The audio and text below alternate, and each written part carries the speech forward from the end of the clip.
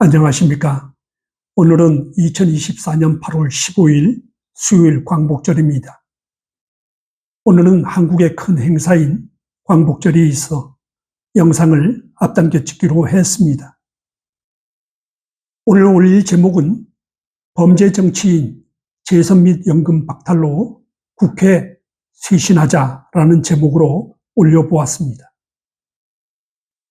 성경에서 통합의 존재 조건은 법을 따르고 지키는 것입니다. 이사야서 56장 1절에서 12절에 보면은 이방인이 이스라엘 12지파에 속하게 되는 조건이 나와 있습니다. 그 조건은 여호와 하나님을 섬기는 것이고 안식일을 지키는 것이 조건입니다. 믿으시는 분들은 이 점을 깊이 명심하시기를 바랍니다. 윤석열 정부의 8.15 광복절 사면복권도 분명 통합을 강조한 것이라 하겠습니다. 그렇다면 통합의 조건이 무엇이 되어야 하겠는가 하는 것입니다. 마찬가지로 대한민국 정치인은 헌법을 준수해야 하는 전제 조건이 지켜져야 한다 하겠습니다. 그렇죠? 최근에 한동훈 대표가 전 김경수 지사의 복권을 원치 않는 듯한 발언도 국민 앞에 먼저 사과가 전제되어야 한다는 것을 강조한 것이라 하겠습니다. 뉴스에서는 연일 광복절, 건국절, 이승만, 김구, 이종찬, 김영석 교수, 참으로 말로 하기가 어려울 만큼 답답합니다. 이러한 찬반 구도가 광복절 기념 행사를 희석시키고 있다 하겠습니다. 오늘이 유경수 여사 서거 50주기이기도 합니다. 여러분도 아시고 계실 줄 믿습니다. 지도층이 경건하고 엄숙한 자세를 보여야 함에도 불구하고 이 속에 따라 막말을 해대는 한심한 모습을 보자니 정말 답답하고 분통이 날 때가 있습니다. 분열의 골이 얼마나 깊고 심각한 우리나라 현실을 보여주는 일이라 하겠습니다. 일제의 나라를 잃고 6.25로 분열되고 참 이러한 역사적 사실을 성경에 비추어서 이야기한다면 심판, 경고라 하겠습니다. 여러분, 자유가 무엇입니까? 자유는 무엇으로 벗어나다 하는 것이죠. 독재로부터 벗어나다, 감옥으로부터 나오다. 그러나 성경에서의 자유는 무지로부터 벗어나는 것입니다. 그리고 하나님과 함께 하는 것입니다. 이것이 우리가 알고 있는 자유와 다른 것입니다. 무지로부터 벗어나는 겁니다. 제가 성경 이사야서 56장을 읽어드리겠습니다. 들어보십시오. 56장 2절을 요약해서 읽어드리겠습니다. 여호와께 연합한 이방인을 이스라엘 백성에서 갈라내지 않으시며 5절 나의 언약을 굳게 잡는 고자들 총회에 들어갈 수가 없습니다. 이스라엘 자녀보다 나은 이름을 주며 영영한 이름을 주어 끊이지 않게 할 것이며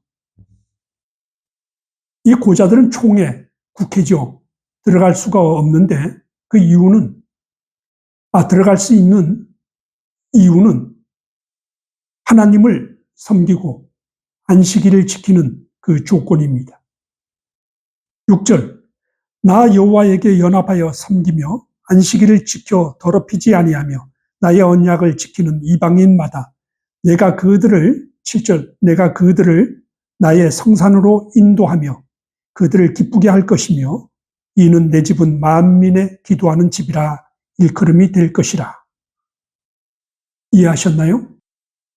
우리 사회는 여전히 분열되어 있고 진영 논리에 있어 온전한 해방을 누리지 못하고 있다 하겠습니다.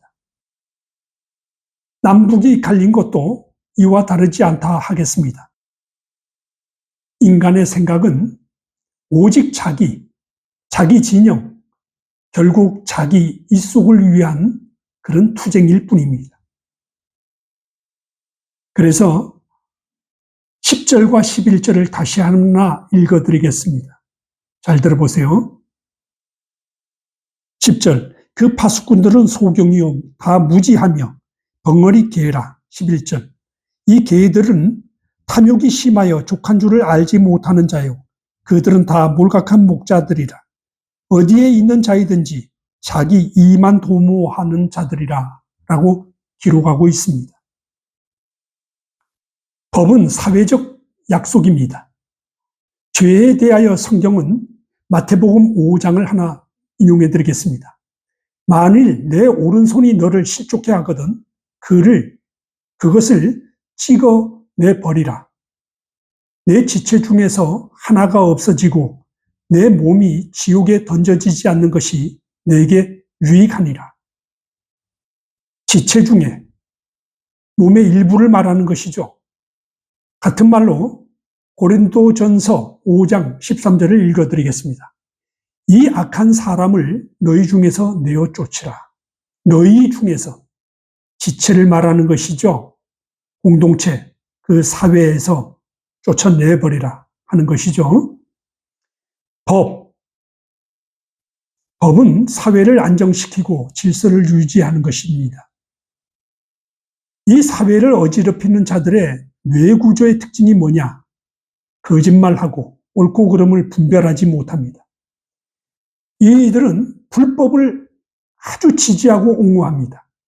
들어도 보고도 반대로 말하는 자들입니다. 이것을 개라고 합니다. 개들.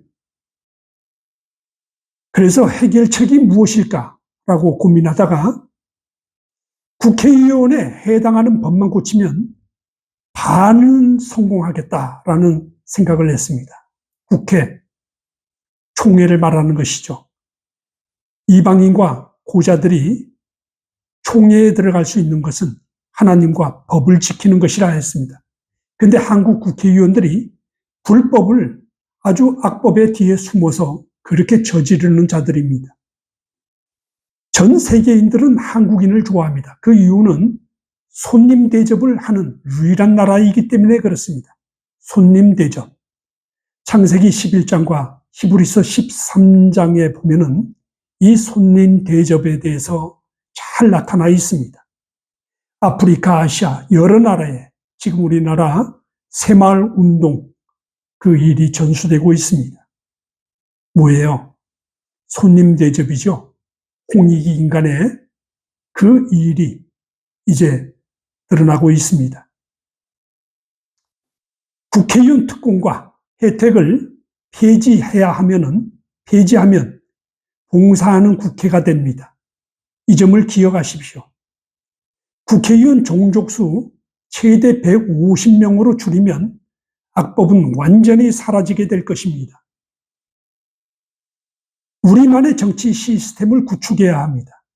싱가포르가 전 세계에 없는 자기들만의 법을 구축해서 그 나라, 강한 나라, 깨끗한 나라로 만든 것처럼 우리도 우리만의 법을 구축해서 우리 사회를 정화시키고 깨끗한 나라로 만들 필요가 있습니다. 그리고 손님 대접을 잘하는 나라, 얼마나 잘 어울립니까? 국회의원 범죄, 재산 및 연금까지 박탈시켜야 합니다. 그래야 선출직의 난점을 극복하고 또 신뢰할 수 있게 되는 것입니다. 기독교인은 부패한 권력에 대항해야 합니다. 이것이 성경적입니다. 그러기 위해서는 올바른 사고, 올바른 말, 올바른 지식을 전할 수 있는 자들이 있어야 합니다. 성경에는 사무엘이 사울 왕의 잘못을 꾸짖었습니다. 나단 선지자도 다윗을 꾸짖었습니다. 에레미야 선지자도 시드기야 왕을 꾸짖었습니다. 성경을 보시는 분들은 아실 겁니다. 우리는 실수를 많이 합니다. 잘못을 많이 하죠. 이들을 죄인이라 하지는 않습니다. 그러나 계획적 범죄를 저지르는 자들이 있습니다. 이들을 구별해서 엄단해야 합니다. 정치 지도자는 권선, 징악, 선을 권하고 악을 처벌하는 데 있어서 적극적인 자세를 보여야 합니다. 그래야 국민의 신뢰를 얻을 수가 있습니다. 선거. 왜 선거를 해야 하느냐? 선거는 국가 안보와 민생을 위해 일하는 사람들을 찾습니다. 우리가 찍어낼 수 있습니다. 그런데 만약에 유권자가 멍청하면은 망국적 고통을 짊어지고 가는 수밖에 없습니다. 우리가 지금 경제 10위권의 대국입니다. 그런데 우리의 행복지수는 52위라고 합니다. 앞으로 이러한 깨끗한 나라, 깨끗한 정치가 되게 되면은 세계 2, 3위는 맡아놓은 단상입니다. 그리고 행복지수도 상당히 올라갈 것으로 확신합니다. 시편 19편을 하나 읽어드리겠습니다. 잘 들어보십시오. 7절에서 11절을 읽어드리겠습니다.